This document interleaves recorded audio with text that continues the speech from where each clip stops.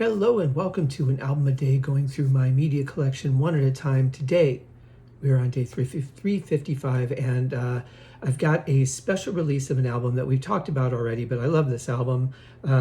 Looking back, people have a lot to say about it because it comes from a very different time. However, it's one that I absolutely love. Got this for an incredibly good price on eBay, just arrived today. I'm talking about Deep Purple's 1968 second album, The Book of Taliesyn. Always love the cover of this. We've talked about that before. This one is nice. It comes in the shrink wrap still. There does appear to be a bit of wear the top and the bottom. It could just be that the inside of the cellophane is dirty. I can't tell. I don't really want to take it off, to be honest. But this is in great condition, except for just this little bit right up here. Probably either happened initially in shipping and this little bit down here, or where they tried to get the cellophane open without removing it from the jacket. Just a generic sleeve on the inside, but here's where things get really interesting with this particular release. Now, there are 3 albums in this series.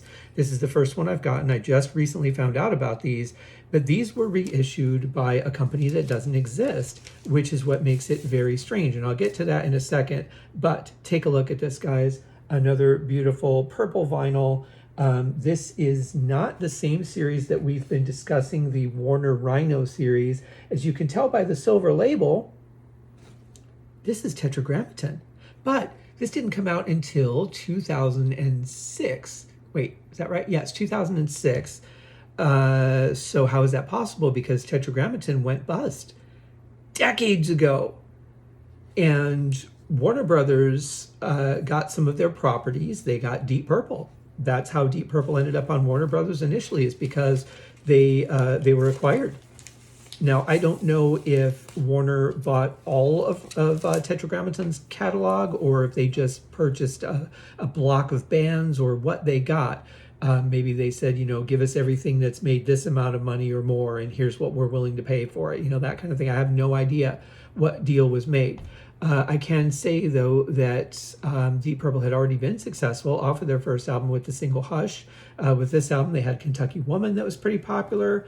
But it's really weird to see in 2006 the actual Tetragrammaton label issuing a new album because, like I said, they don't exist. Now, if Warner Brothers bought the rights to these albums, they may have purchased the rights to the actual label as well. It all depends on what's negotiated in the deal. Regardless of what's common, regardless of what you would expect, any little things can be clipped onto any deals. So I don't know how it all came about, but when I saw these, I thought they had to be bootlegged. But they're not. They're actually issued by Warner Brothers under the Tetragrammaton label. So they must have had rights or believed that they had the rights to do that. So there's only 3 of the 4 Tetragrammaton albums that came out in this series, and that is, of course, Shades of Deep Purple, Book of Taliesyn, and Deep Purple, their 3rd album. Concerto for Group and Orchestra has not been released in this series, and since we're talking about 2006, which was 19 years ago, I highly doubt anybody's going to go back and re-release Concerto for Group and Orchestra. Probably not a top-selling album anyway, but a very important one in the band's catalog because that's the first one to feature Ian Gillan and Roger Glover, and doing that all while they were making Deep Purple and rock and doing shows. Pretty incredible when you think of it. Now, I'm not a big fan of the concerto. I've been very upfront and honest about that when I did that season on the podcast, which is season 4.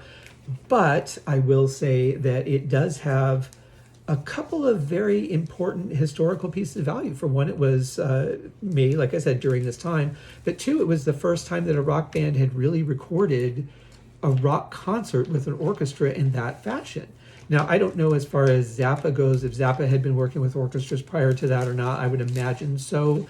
But those weren't like really rock and roll albums. His were concept albums, stories, at least the ones that I know anyway, like 200 Motels and Thingfish and Joe's Garage. So it really was a very important historical document. Now every major band under the sun has done a tour with an orchestra or at least recorded some kind of concert or album. Metallica did great. It all depends on how they do the arrangements. Deep Purple, I saw them on tour with an orchestra when I was came up to Vegas as years before I moved there. They were playing, I think, at, it wasn't the Rio, it might have been the Sands, I don't remember now. But in any case, they played with the orchestra there. I ended up meeting a couple of people that were in that orchestra, and they had nothing but great things to say. But the arrangements were interesting. They weren't just doubling the guitar line or doubling the bass line or accenting the percussion. Some of those lines were really of their own, and completely interesting. I think that's what makes a tour like that, or at least a concert album release or video release like that interesting, is if you're not just doubling what you already have there. With some songs, if you think about Zeppelin playing Kashmir with an orchestra, yeah, the strings are going to be going da-da-da, da-da-da, da-da-da. They're going to be following that melody. But you can also have something underneath of it, something that's interesting and creative, and let that build underneath of the main build of the song. So it really all depends on how you do it. If you're just doubling, I would say that's an interesting sound, but not really an interesting use of the orchestra. You need an arranger to come in, or maybe a composer arranger to come in and kind of rework some of that stuff and make it interesting. But in any case, that album was never released under the series. So I look forward to getting the other two at some point.